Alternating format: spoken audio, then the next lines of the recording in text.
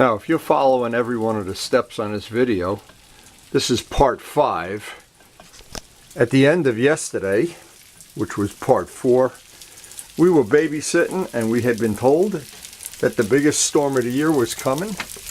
We got up early this morning and I'm glad I got my painting done yesterday because it'd be really difficult to paint out here right now. So in dealing with that, I guess we can do some projects that don't require being outside today.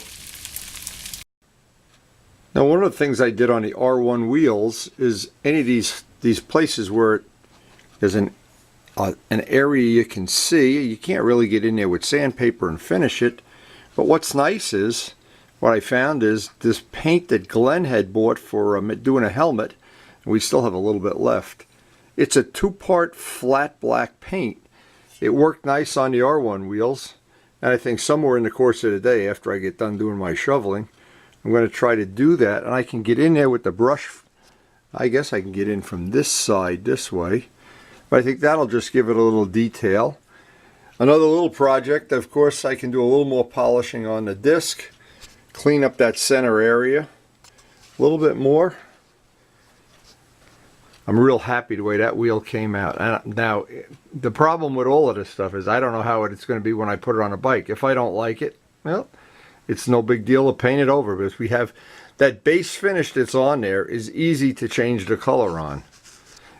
What's difficult is when you have to start with a raw wheel that's a casting and grind all the casting marks off and do all that sanding. The actual painting of the wheel, relatively simple. Now, just to mention something, I really don't like flat black paint. I am not one of these guys that wants a flat black everything, but here's a funny thing. I wound up, somebody's calling already. We ran out of the hardener for this, so what I did a little test with the hardener from the Gavin's Clear, and it dried fine. So I guess it's not a critical thing to. I forget what company this is that made this. It doesn't really matter. Eastwood. So what we know now is the Eastwood paint and the hardener from Gavin's. That's going to be an okay combination. Otherwise, I'd have to order the hardener for more hardener for the paint. Ay. Now, another little tip, and you don't have to be real scientific about this. When you're going to do any kind of job and you have some paint left over, it's always a good idea to mark on it. And sometimes I put the year on it if it's something I'm going to maybe not use for 10 years. Paint doesn't usually go bad. You can always add a little thinner to it if you have to.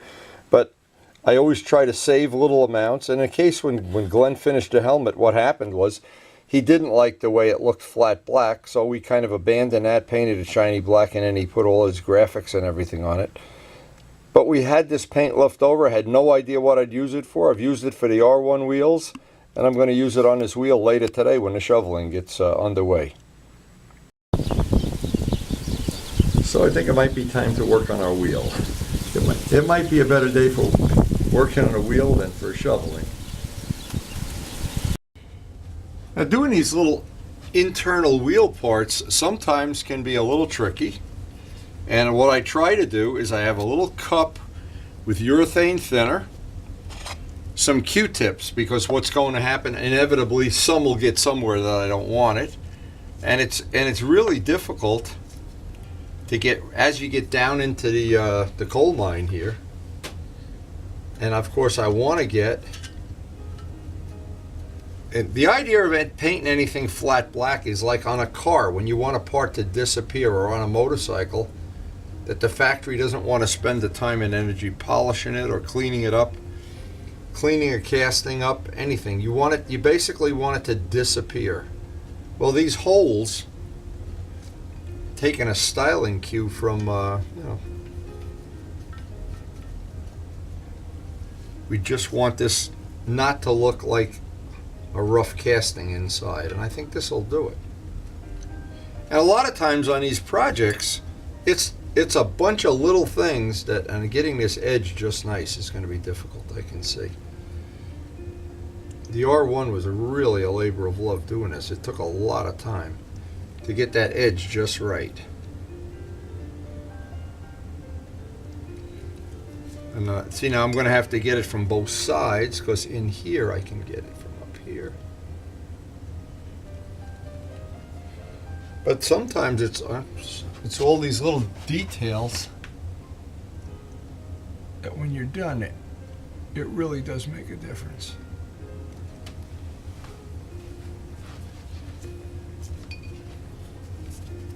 And in the case of this bike, we've kept it stock enough that everybody knows what it is, and it's a historically registered bike. But it's custom just enough that when you see 6 of them, you know this is the one that's yours.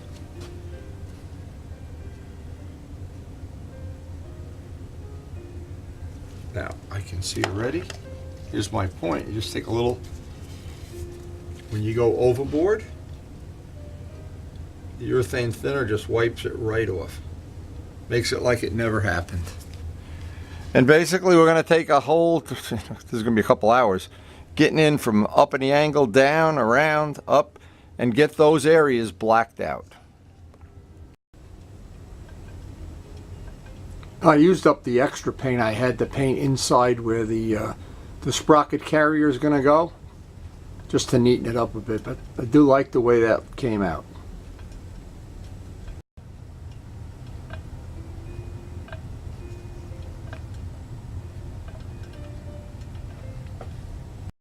I always try to look at things from a lot of different angles just to see what parts of it I'm going to like, what parts I'm not going to like. That as an example, this definitely, I think, improved the way that looks as opposed to the way it looked just before.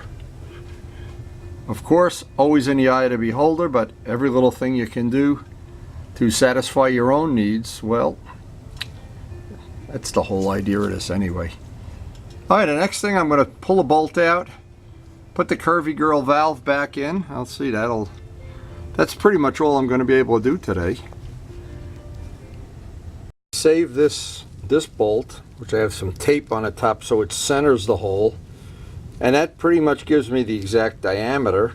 Now, I love these Curvy Girl valve stems, or any 90-degree valve stem, because I check the air in a tire every time I ride the bike, of course. It's an important thing to me with the part of tuning a motorcycle. Extremely important not to have it off by a few pounds on a really hot day, or a really cold day even, or a track day for that matter. But anyway, what I wanted to say is there's a little rubber O-ring here, and I've never found a problem with these, but you have to be really careful not to booger it up when you force it in. And as Aaron and several other people have found out, when you order these, they come 2 different sizes. And I always suggest, don't believe what they tell you. They'll look it up on a chart and say, oh, you need an 11, or you need an 8. You know what? Order both and just return the one you don't use. Otherwise, you wind up with making yourself a lot of work and waiting that 4 or 5 days it takes to return them. It's only 98 cents to return it. So as I've kept the paint out of this machined area, and I want to keep this perfectly smooth, I don't want to booger up that rubber O-ring. I can do a final clean on it. Always a good idea to put a drop of soapy water on the rubber O-ring. It's a really precision, tight fit. I always like to have it on the outside of the bike so that when you're leaning the bike over, this is kind of facing up. Now, the whole trick is when you put the nut on, if you put it on real tight, super tight with a torque wrench, you're going to strip it or snap it. These are very delicate. So what I always try to do, and never use Loctite. When you use Loctite, you run the risk that you're not going to ever be able to get it off again. I just want to make that tight enough that I can't twist it when I'm checking the air in a tire. It doesn't need to be any tighter than that. In fact, they tell you on the little directions that come with it not to over tighten it. And actually, many years ago when I changed a tire, I'd think, oh, I ought to put 90-degree valve stems in. And then finally I broke down and bought a set, and it was just so much easier to check the air pressure, not having to snake your fingers in the tire down through the disc brakes and everything, through the black hole in space. This really makes, I think, it's a safety thing, because then you're prone to check the air in a tire, instead of saying, oh, it's good enough, I'll go for a ride. Then you find out it's 5 pounds less or more or whatever because the weather changed. Now, here's a point that I always try to make, and Glenn and I have both tried to figure this out. Because you're using an aluminum valve stem, it always tends to be that the heavy part of the tire or the wheel this is now lighter than it should be because we've taken away probably a ½ ounce of rubber, the big gunky valve stems, and some of them are steel or brass. So I always think, well, you know, that's going to be a problem now balancing the wheel. And several times that I've done that, the weights have wanted to be right where the valve stem is. So I'm not sure that's really the issue or anything, but maybe it's just a random thing because I've had some that mounted it where the valve stem wound up there, and then I've had several people that I really I respect their opinion, but we've kidded around. We said, we'll put more paint on that side of the wheel. Well, I don't know about that either, but anyway, we do know that wheel, the light spot of the wheel, I wish I knew for sure, because the tire that I ordered is a Bridgestone, not a Michelin. They were on sale. Figure save a $20 bill. These tires wear out in 4,000 or 5,000 miles anyway. So I wanted to find out, and my big question was, of course, there's a red dot on the old days, and we never did find out. I've heard it both ways. Glenn tried to figure it out on the internet. We called Pete. We did other things, but we never really did get a confirmed, and I don't know if you could believe anything on the internet anyway. So, I mean, I'm still waiting to keep my own doctor, so anyway. That is an interesting point, though. Just thought something to think about on a snowy day.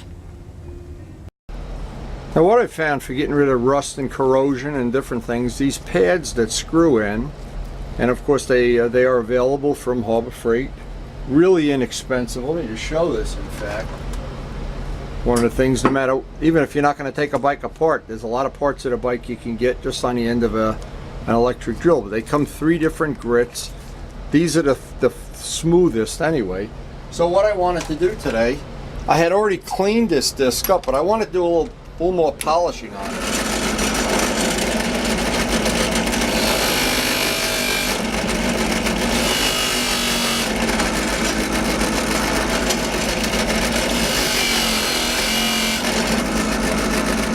And I'm not sure you can see, but it really does, any corrosion that's on there, any little imperfections, it takes them right out.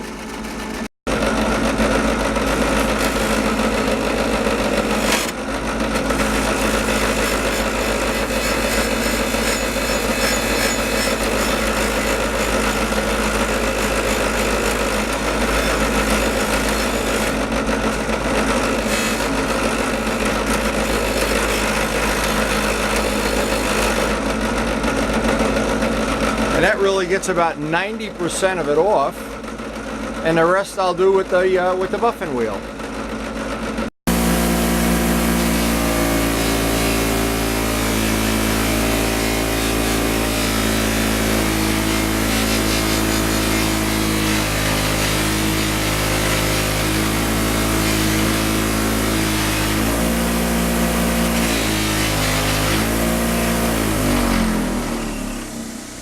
Now, what happens is when you're using a wheel, you get the buildup of the compound and the wax.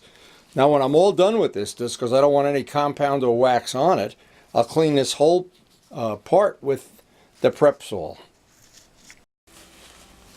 Now, again, I don't want any wax or any. And when I put the disc back on, I want them to be perfectly clean, no grease, no wax, nothing. And this will take the final little bit off. You can do this a couple of times because each time you contaminate, you can see what comes off too. And just having them cleaned up and having the oxidation off.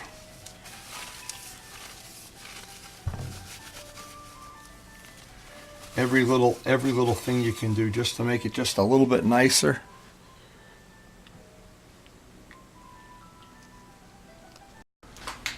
So while I'm taking a break here, I see we're going to have a nice fresh batch of cookies on this snowy day, thanks to the lovely Mrs. Ertnowski. Look at my poor bird feeder is all snowed in. Oh my. A great day to make cookies. A great day. Now, it's hard not to appreciate that very talented Mrs. Ertnowski on days like this. That oven, this whole house smells like cookies. If it wasn't enough, there's batch after batch after batch going in the oven.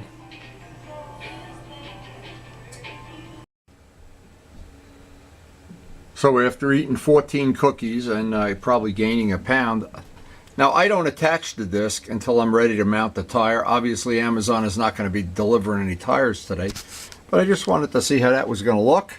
Haven't even put the bolts in. It's just for my overview.